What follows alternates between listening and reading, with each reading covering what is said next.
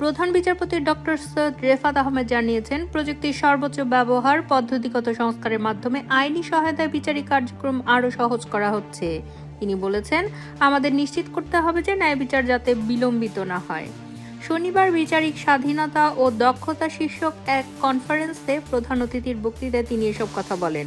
Pan Pacific Sonargaon হোটেলে এই conference অনুষ্ঠিত হয়।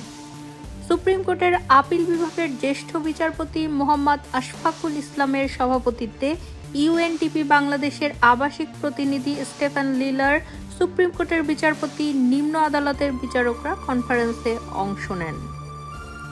1971 সালের শহীদদের স্মৃতির প্রতি শ্রদ্ধা জানিয়ে প্রধান বিচারপতি বলেন, যাদের আত্মত্যাগ আমাদের স্বাধীন জাতির ভিত্তি স্থাপন করেছিল, বিজয়ের এই মাস ডিসেম্বর তাদের অতুলনীয় সাহস এবং উৎসর্গের একটি শক্তিশালী অনুস্মারক হিসেবে কাজ করে।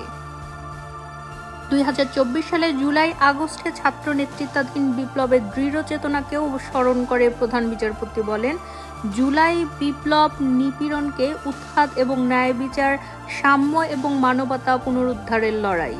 প্রধান বিচারপতি বলেন, আমাদের ইতিহাসের এই সংজ্ঞায়িত মুহূর্তগুলো আমাদের মনে করিয়ে দেয় যে ন্যায় বিচারের সন্ধান একটি ক্ষণস্থায়ী প্রচেষ্টা নয়, বরং একটি আজীবন প্রতিশ্রুতি যা আমাদের বিচারিক মিশনের ভিত্তি তৈরি করে। প্রধান বিচারপতি বলেন, সম্প্রতি একজন বিচার প্রার্থী আপিল বিভাগ বেঞ্চের কাছে যান। ওই বিচার প্রার্থী কাঁপা কণ্ঠে কথা বললেন, কান্নায় ভেঙে পড়েন।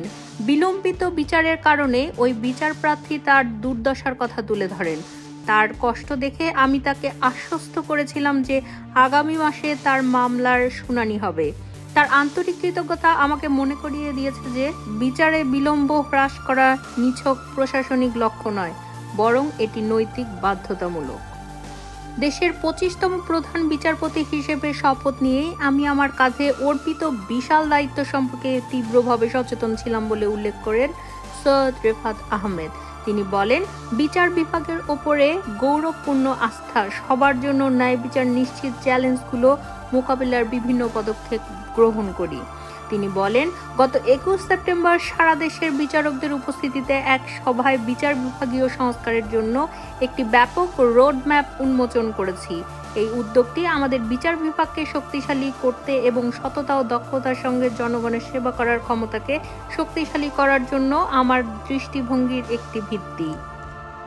প্রধান বিচারপতি বলেন, প্রাতিষ্ঠানিক সংস্কার এবং বিচার বিভাগের স্বাধীনতাকে শক্তিশালী করার জন্য আমার দৃঢ় প্রতিশ্রুতির অংশ হিসেবে আমি ক্ষমতার সত্যিকারের পৃথকীকরণের ভিত্তি স্থাপনের জন্য সিদ্ধান্তমূলক পদক্ষেপ নিয়েছি।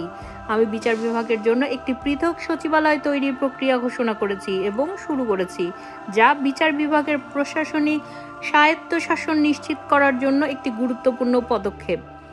পাশাপাশি আমি সুপ্রিম কোর্টের বিচারকদের নিয়োগ প্রক্রিয়ায় স্বচ্ছতা এবং যোগ্যতা প্রাতিষ্ঠানিকীকরণের জন্য একটি বিচার বিভাগীয় নিয়োগ কাউন্সিল গঠনে সরকারের কাছে প্রস্তাব করেছি।